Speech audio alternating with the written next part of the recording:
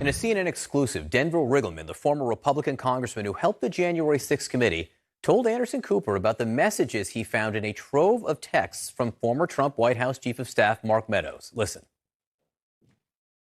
I think what people are going to understand about the Meadows text messages is how horrible they are. I have to tell you this, Anderson, when I first saw them, my bemusement turned into horror pretty quickly when I saw some of the language that was being used in there. I actually had to get away from the computer a couple of times as I was looking at these text messages. And, starting November 3rd, November 4th, in the Meadows text messages all the way to the end, it is a roadmap. And I would have to say at this point, I think Mark Meadows is the MVP for the committee. 1 week from tomorrow, the January 6th committee will hold its first of 8 public hearings this month after nearly a year's work. Joining me now, CNN political analyst and New York Times senior political correspondent Maggie Haberman.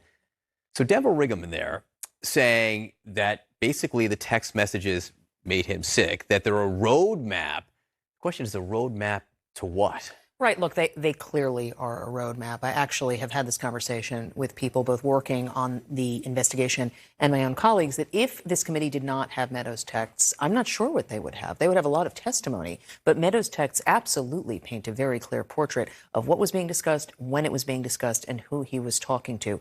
But where it all goes from here, we've seen some of the text messages. They are stunning. I assume there are others that we haven't seen that we will learn about. But what it adds up to after the public hearings, where this is all going, I think is a big open question. There is no question that the events of January 6th were horrifying to watch. But what happens? Do people get held accountable? We know that a lot of people involved in the riot have been charged. Does anyone else get charged beyond, contempt of Congress? We'll see. What do you think the stakes are for next week? In some ways, we've known these hearings were coming. In another way, I feel like they're sneaking up on us, but it seems like they're a big deal. They are a big deal, and I think there's two different set of stakes, right, John? I think one set of stakes is for the country, and that set of stakes is about the fact that what took place after November 3rd, in the lead up to January 6th, there were aspects of it that we have seen before in previous elections, mostly court challenges. Then there were decidedly aspects we have not. Conversations about, at least in modern history, conversations about, the Insurrection Act, conversations about seizing the apparatus of the elections. So that is important, I think, to remind the public what we were talking about and just how close things came to the brink.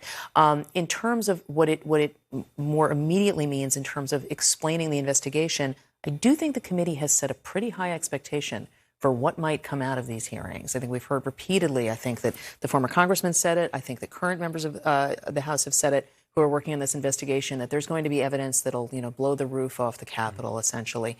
They have to make good on that.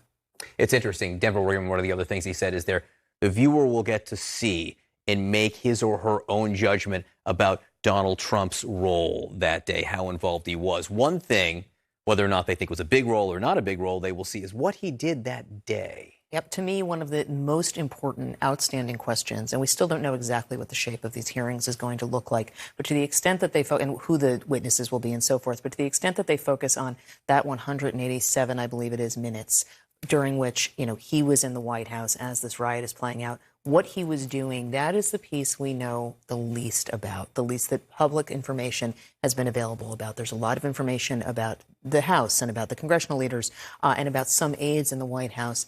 But exactly what Trump was up to, what he was saying, I think is going to be incredibly important. And I think we will be learning a lot more about that in the coming weeks. On another note,